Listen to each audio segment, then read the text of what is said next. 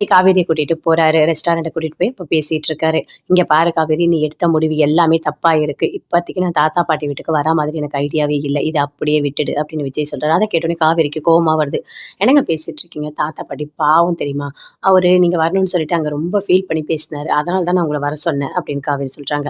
"இங்க பாரு காவேரி, எல்லாமே எனக்கு புரியுது. ஆனா எனக்கு கொஞ்சம் டைம் குடு. கொஞ்சம் பொறுமையா இரு. சரியா?" அப்படின்னு சொல்லிட்டு விஜய் சொல்றாரு. அத கேட்டோனே காவேரி சொல்றாங்க, "சரிங்க. இதுக்கு மேல நான் பேசல. உங்களுக்கே எப்ப மனசு மாறுதோ, அப்ப நீங்க எல்லாமே பண்ணுங்க" அப்படின்னு சொல்றாங்க. அதே மாதிரி காவேரிக்கு என்ன வேணுமோ அது எல்லாமே வாங்கி குடுக்குறாரு. 2 பேருமே சேர்ந்து சந்தோஷமா பேசுறாங்க. பேசிட்டு வீட்டுக்கு வராங்க. கங்கா ஃபோன் பண்றாங்க. யமுனா அட்டெண்ட் பண்ணி பேசுறாங்க. "அக்கா, இங்க பாருக்கா, எல்லாமே காவேரி கிட்ட தான் பண்ணிட்டு இருக்காங்க" அப்படின்னு சொல்லிட்டு யமுனா சொல்றாங்க. "ஆமாடி, அப்பப்பப்பா இந்த வீட்ல நடக்கிற கூத்துலாம் தெரியுமா? எப்ப பார்த்தாலும் அந்த காவேரி தான். காவேரி என்ன சொன்னாலும் அப்படியே பண்ணிடுவாங்க அம்மா. ஏன்னா, நாம சொல்ற பேச்செல்லாம் அவங்க காது குடுத்து கேட்கிற மாதிரியே கிடையாது. அவளுக்கு நல்ல சொத்து இருக்கு. நல்ல பணக்கார புருஷன் கிடைச்சிருக்கான். அவளுக்கு எந்த பிரச்சனையுமே கிடையாது. பணத்தோட அருமையே அவளுக்கு தெரியாது. ஆனா நமக்கு அப்படியா? மாமா பார்த்தல்ல, என்ன விட்டுட்டு அதுவும் மாசமா இருக்கேன் நான். என்ன வீட்ல விட்டுட்டு போயிருக்காரு.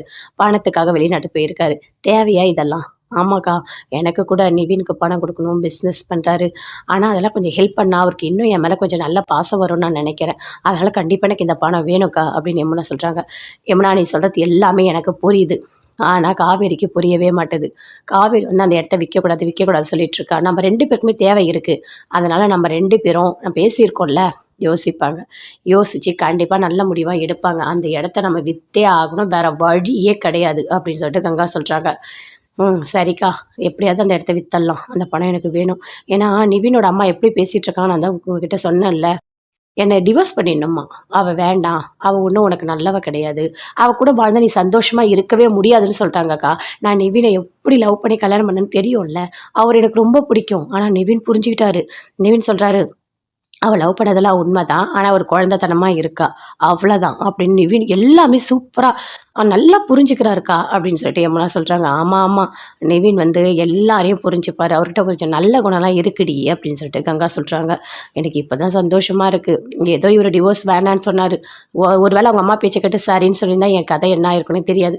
இந்நேரம் நான் வீட்ல தான் வந்து உட்காந்துருக்கணும் அப்படின்னு யமுனா சொல்றாங்க. "சரி விடுடி. அந்த மாரிலாம் ஒண்ணுமே நடக்காது சரியா? உன் நல்ல மனசுக்கு எல்லாமே நல்லதாவே நடக்கும்.